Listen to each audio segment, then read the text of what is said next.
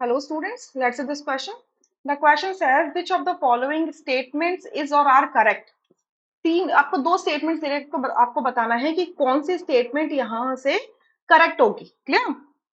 सो या दोनों हो सकते हैं, दोनों में से कोई भी नहीं हो सकता, ऐसा ऑप्शंस आपको गिवन है। फर्स्ट स्टेटमेंट है in a tribasic acid second and third ionisation constants are smaller than the first ionisation. तो देखिए आपने एक ट्राई बेसिक एसिड ले लिया, लेट्स से कि H3PO4 है, ये ट्राई बेसिक होता है। सो ये पहली बार जब डिसोसिएट करेगा तो ये बनेगा H positive and H2PO4 negative. इसके लिए डिसोसिएशन कांस्टेंट होगा Ka1। ठीक है, फिर सेकंड क्या होगा, H2PO4 नेगेटिव होगा, ये डिसोसिएट करेगा H पॉजिटिव में एंड HPO4 2 नेगेटिव देगा। इसके लिए डिसोसिएशन कांस्टेंट है Ka2। डिसोसिएशन कांस्टेंट कह लीजिए, ionisation constant of the acid कह लीजिए। ठीक है, फिर थर्ड टाइम क्या होगा, HPO4 2 नेगेटिव है, ये डिसोसिएट करेगा H पॉजिटिव में एंड PO4 3 नेगेटिव में। तो इसके लिए आयनाइजेशन कांस्टेंट होगा Ka3। क्लियर?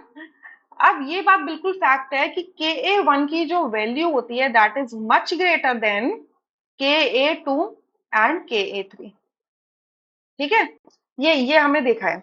ऐसा क्यों हो रहा है कि देखिए फर्स्ट आयनाइजेशन कांस्टेंट जब देख रहे हो आप, तो ये जो H प्लस है ये एक न्यूट्रल फॉर्म से निकल रहा है, तो न्यूट्रल फॉर्म से आपको एक अनायन दे रहा है। बट आप एक अनायन को देखो H2PO4 नेगेटिव या HPO4 2 नेगेटिव को देखो, तो ये दोनों अनायंस हैं और इन अनायंस के अंदर से एक और प्रोटॉन निकाल पाना, एक पॉजिटिव चार्ज निकाल पाना इज मच डिफिकल्ट, राइट? इस वजह से second and third ionisation constant smaller होते हैं हमेशा फर्स्ट से।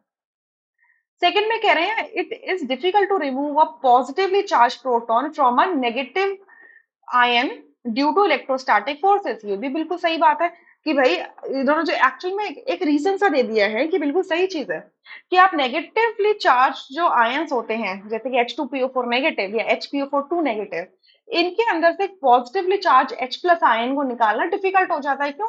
क्योंकि उसके पास नेगेटिव चार्ज ज्यादा है। ठीक है, तो क्या होगा, इलेक्ट्रॉन काउंट ज्यादा हो जाएगा। ठीक है, नेगेटिव चार्ज ज्यादा है, तो इलेक्ट्रॉन काउंट ज्यादा हो जाएगा। अब अगर आप एक प्रोटॉन उसमें से निकाल दोगे तो और ज्यादा इलेक्ट्रॉन बच जाएंगे, तो क्या होगा, रिपल्शंस हो जाएंगे ना, इलेक्ट्रोस्टैटिक फोर्सेस डिस्टर्ब हो जाएंगे।